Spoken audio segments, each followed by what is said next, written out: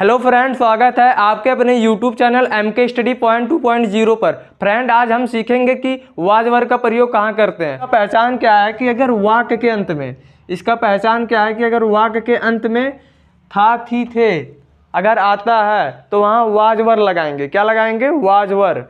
अगर वाक्य के अंत में था, थी, थे अगर आएगा तो वहाँ वाज वर्ग का प्रयोग होगा। अब अफर्मेटिव सेंटेंस क्या होता है? अफर्मेटिव सेंटेंस क्या होता है? सकारात्मक वाक्य होता है। सकारात्मक वाक्य क्या होता है? जहां बात को स्वीकार किया जाता है उसे सकारात्मक वाक्य कहते हैं। सिंगुलर क्या होता है? सिंगुलर माने एक वचन होता है। जहां एक वस्तु या व्यक्तियों का बोध हो उसे एक वचन या सिंगुलर कहते हैं।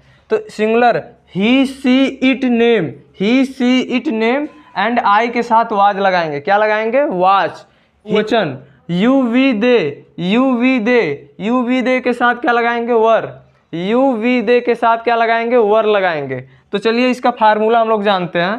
फार्मूला क्या है? सबसे पहले सब्जेक्ट लिखेंगे plus was oblique were plus object. तो चलिए वाज वर का एक एग्जाम्पल देखते हैं।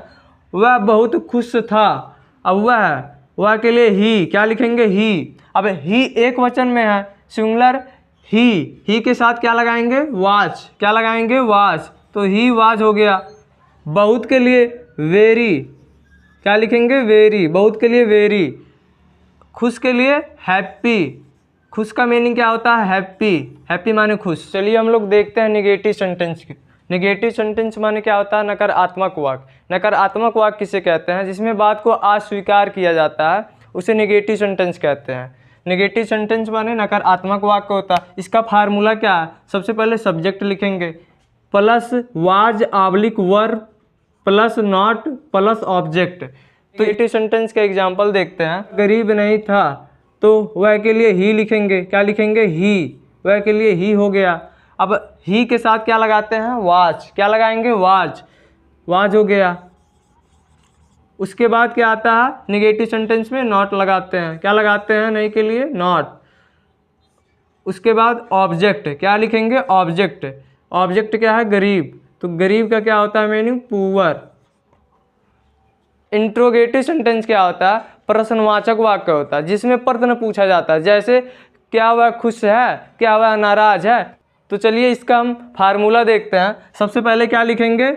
वाज। क्या लिखेंगे? वाज ऑब्लिक वर लिखेंगे प्लस सब्जेक्ट लिखेंगे प्लस ऑब्जेक्ट लिखेंगे प्लस क्वेश्चन मार्क लिखेंगे। इसका एग्जाम्पल देखते हैं। क्या वह गरीब था? तो क्या।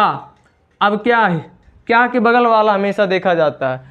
क्या के बगल वाला अक्षर को देखा जाता है। अगर यहाँ एक वचन है तो क्या लगाएंगे उसके साथ? वाज। क्या लगाएंगे? वाज। अगर बहुवचन है तो उसके साथ क्या लगाएंगे? वर। क्या लगाएंगे? वर।